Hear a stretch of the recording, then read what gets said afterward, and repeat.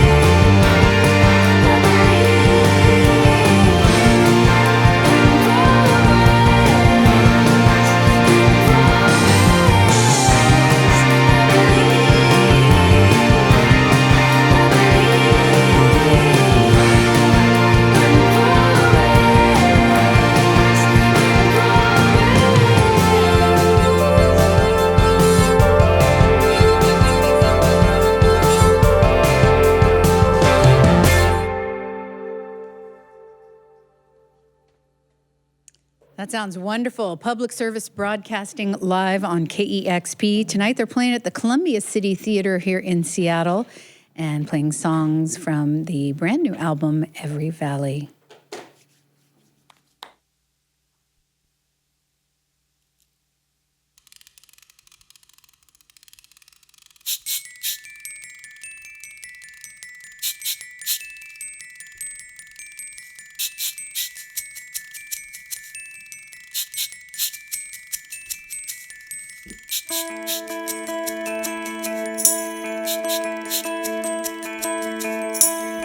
If you could get the women to one meeting or get them involved in one thing, they could see there was this other life. And then they started questioning other aspects of their life, not just relating to themselves. Or like myself, politics was just something that didn't affect me, but politics is life. And everything to do with it affects you, directly or indirectly.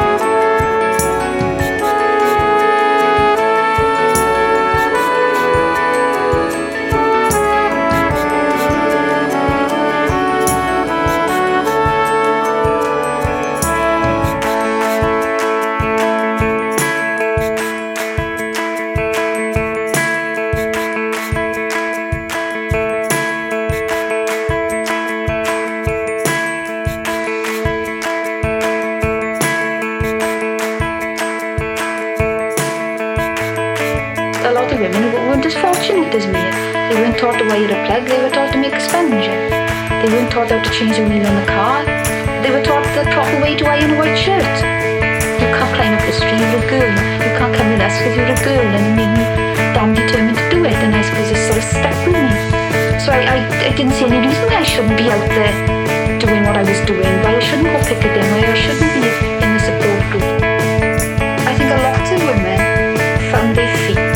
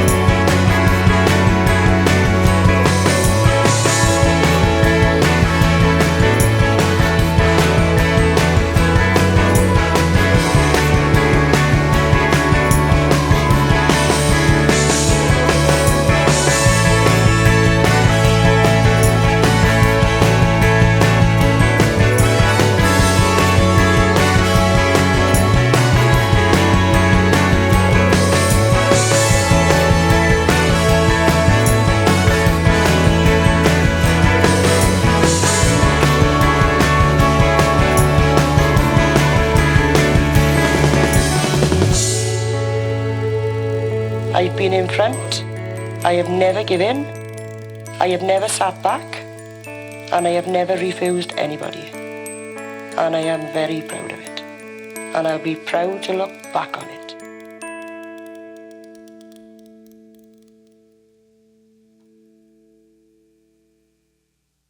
I love that one. Public service broadcasting live on KEXP, the newest album called Every Valley. Tonight they play at the Columbia City Theater here in Seattle, and that sounded great. Thank you for taking the time to come by today. It's so great to have you playing live on KEXP. Thank you. Yeah, thanks for having us. It's great to be back in Seattle, full stop, but great to be back here especially.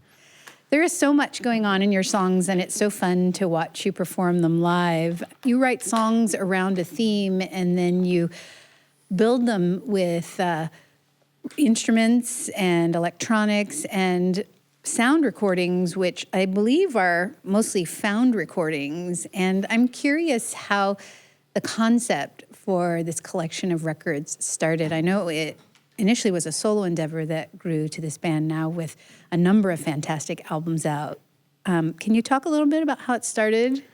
Yeah, I guess it started just from sort of a personal hobby, really, as much as anything, just making music for my own amusement and giving up, I suppose, after years of trying to be in bands sort of as an active thing, and just thinking, well, I'm just going to make music that I sort of want to make, I suppose, and it was kind of mostly instrumental, slightly electronic music, and I just heard a BBC Radio 4 documentary one evening about the release of some British Film Institute material, and it also had an interview with Rick Prelinger of the Prelinger Archives, which is he sort of operates out of San Francisco. It's a fantastic sort of public domain resource, and I thought, that sounds interesting. A lot of my favourite artists, like sort of DJ Shadow or Jurassic 5, have used kind of spoken word sampling in very interesting ways. Maybe that could kind of give it a bit more depth or a bit of a hook in some way. And yeah, the sort of evolution from that, the germ of that idea to where we are now, which sort of writing full-length concept albums about quite complicated socio-political issues is quite a leap. But that's kind of what's happened. Well, I first discovered the band with your album Inform, Educate, Entertain, and then you had The Race for Space. Tell us what this new record, Every Valley, is about, because this is a pretty heavy topic. Yeah, it is. I think we've tried to present it in an accessible way. I think that was an important part of making the record. But it's following on from The Race for Space, which is obviously just about a topic that you can't get much bigger than in terms of scale and scope, the space race between the USA and the Soviet Union. Just kind of wanted to do something that might connect more on a human level and might be more sort of tightly focused, and maybe take a few more risks I suppose, because you get to the stage where you've had far more kind of success, modest success, but far more than you ever thought you might get, and you kind of start thinking, well, what exactly is it that we want to talk about? What is it that we want to say? And started casting around for topics that might interest us, and again, the British Film Institute were kind of the catalyst, I suppose, in that they had an enormous collection of National Coal Board films, and from that, it was another leap to kind of more tightly focusing it around one particular community, and trying to use their story as telling the story of what happens to a community defined by an industry, and what happens when that industry is kind of ripped away from them and they're left coping with the aftermath. And in making it so specific about one area, I think actually kind of broadens it out, because it has all kinds of parallels and all kinds of connections all over the world. And it's only really when you start kind of getting out there with it that people start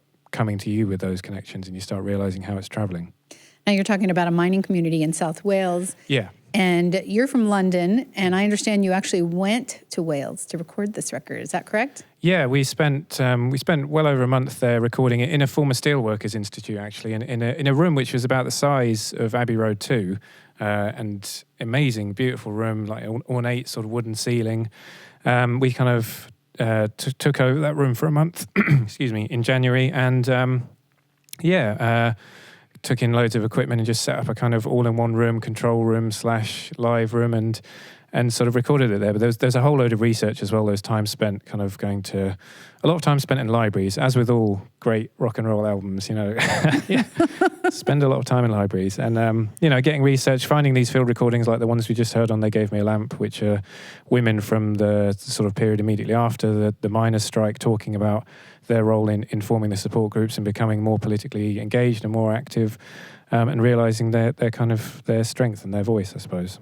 Was this a small community that you went and recorded in, or what was the space that you were using? Is that something that's used currently for something else? It's mostly used for it is used for live gigs. So they have kind of a lot of covers bands coming through town, and they also use it for Zumba classes and yoga and loads of kids activities. It's kind of a community hall, rehabilitated with kind of public funds after being derelict for a long time. And having recorded the album there, we then went back in June to play a couple of shows and launch it there and play in front of a lot of the people who'd contributed to or kind of collaborated with on the album. And it just felt like a really good thing to do. And the people who ran the building seemed absolutely, delighted with how busy it was and how excited it seemed. It just felt like... Yeah, it felt like a good thing to do, which you don't get that feeling very often, so it's nice. Well, people coming around while you were recording and asking what was going on? We had like a big cover story ready. We had a fake band name and everything, and we were like, if anyone asks, this is our story. Nobody cared. Nobody cared. So yeah, it was quite nice. We just, not that we get any kind of recognition or hassle anywhere, but we were just totally under anyone's radar and just hanging out there making a record for over a month. It was a really kind of luxurious way of making a record. You build these songs, I mentioned earlier. I almost actually said painstakingly build them, and then I thought, well, I don't know if it's painstaking. It's painful, yeah. It's painful for everyone. I mean, you're working a lot in there. You have all these electronics, and even just in these songs you're playing today, there's a lot of live instruments you're playing. The sound recordings, I don't know if you consider those vocals, but you do have some vocals as well. There's a lot going on here. I read somewhere you said this was really one of the hardest records that you made. And I'm wondering what makes it different than the other ones. Yeah, I think just in terms of the ambition and the number of different things you had to pull together, finding a recording space in the community that we were talking about, which felt important, finding the archive material because we had to go sort of a lot further off-piste than we did with previous albums, and going to more localized libraries, even conducting a few of our own interviews. But yeah, and then finding other people to kind of come on board and help us tell the story, and where archive material didn't necessarily exist or didn't exist in a form that would help us kind of make it an appealing and engaging record, I suppose. It was great to be able to bring, a whole host of kind of vocal talent on board, really, and continue sort of evolving and changing the way that we're working with the material that we're working with, because we don't want to kind of get stuck in one kind of rut and just kind of doing the same old, this album's the same as the last one except the songs are about this. It's important to kind of keep evolving the concept, I think, as we go. It has been really wonderful to hear you evolve as a band and work live in the KEXP studios with Public Service Broadcasting, the new album called Every Valley. And you have another one from that?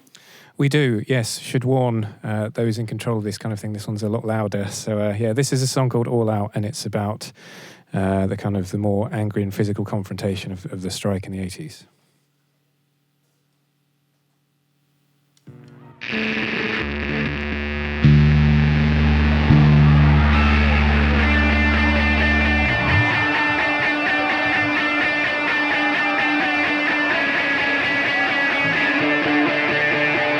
We're not going to take anymore. This is enough.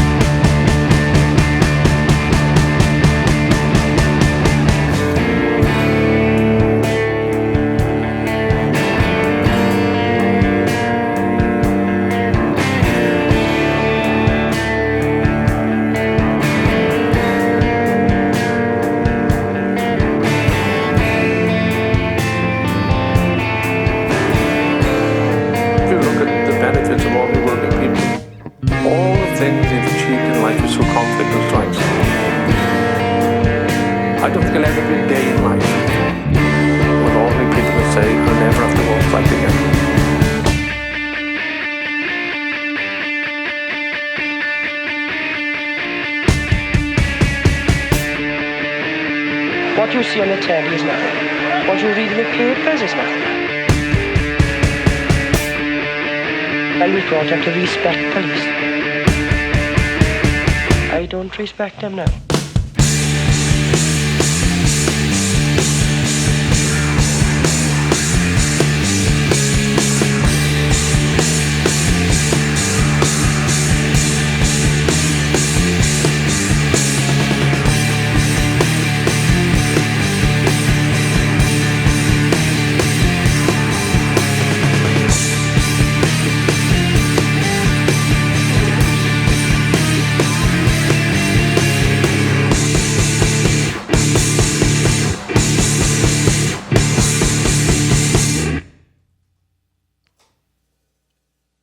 Public Service Broadcasting live on KEXP. Tonight they play the Columbia City Theater here in Seattle, and their new album is called Every Valley. You going to play something for us from the Race for Space? Yeah, we thought we'd do an older one. This is a song called Go, and it's an attempt, I suppose, at a imaginative retelling of the story of Apollo 11. Yeah, that's the idea. Another song about the imaginary retelling of Apollo 11.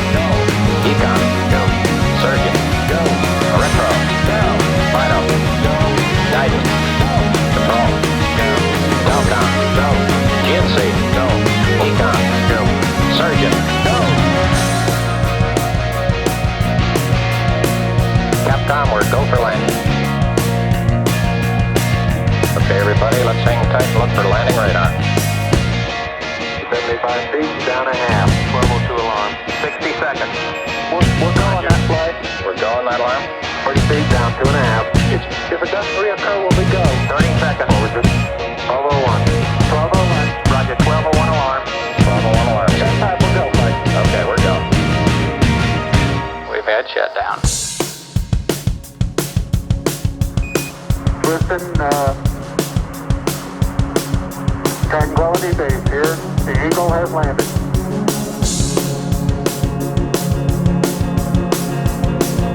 Okay, keep the chatter down in this room. T1, stand by for T1.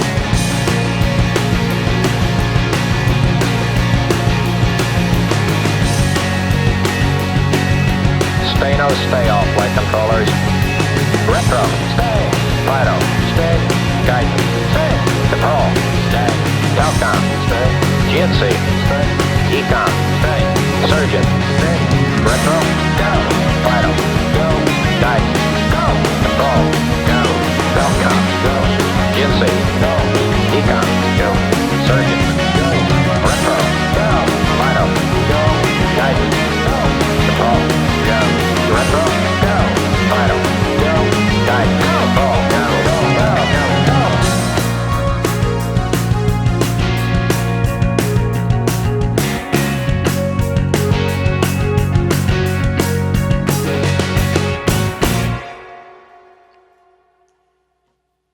Sounds so great. Public service broadcasting live on KEXP. Thank you so much. That sounded wonderful. Thank you very much. Thank you. So great to have you in studio today. Tonight they play the Columbia City Theatre and the new album called Every Valley. You've got to tune to KEXP Seattle.